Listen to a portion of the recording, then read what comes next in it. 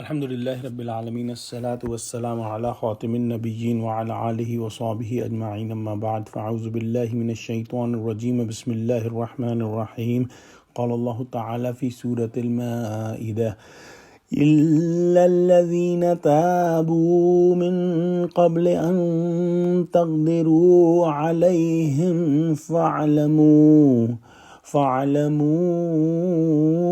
أن الله غفور رحیم۔ ترجمہ: ہاں، جن لوگوں نے اس سے پیشتر کہ تمہارے قابو میں آ جائیں توبہ کر لی تو جان رکھو کہ خدا بخشنے والا مہربان ہے۔ پچھلی آیت کے اندر ہم نے پڑھا کہ اللہ سبحانہ و تعالی نے ان لوگوں کے لیے جو اللہ اور اس کے رسول سے لڑائی کریں اور ملک میں فساد کرنے کو دوڑیں، گویا شریعت کے قوانین توڑیں اور ملک کے اندر جو ہے وہ ڈاکہ زنی اور اس طرح کے دوسرے جرائم اور قتل کریں، ان کے لیے کڑی سزائیں اللہ سبحانہ و تعالی نے تجویز فرمائی۔ اب آج کی آیت میں ایک استثناء کی بات ہو رہی ہے۔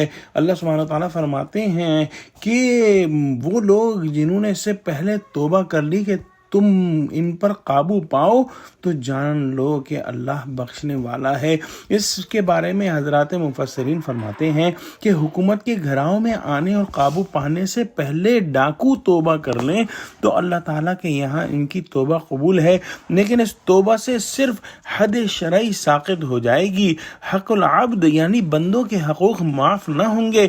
اگر وہ اس سے پہلے عمدن کسی کو قتل کر چکے ہیں تو مقتول کے اولیاء کو اختیار ہے کہ قتل کر دیں یا معاف کر دیں، گویا اب قصاص کا معاملہ ہوگا۔ اسی طرح اگر انہوں نے کچھ مال لوٹا ہے اور اس کو پھر واپس کرنا بھی واجب ہوگا، لیکن اگر انہوں نے صرف ارادہ کیا تھا اور توبہ کر لی اور پھر جو ہے کوئی جرم نہ کیا تو ان کے لیے معافی ہے۔ خلاصہ یہ ہے کہ توبہ سے شرعی معافی تو ہو گئی، لیکن حقوق جو بندوں کے انہوں نے مارے ہیں وہ معاف نہیں ہوئے اور ان کا بدلہ ان کو اسی دنیا میں ملے گا۔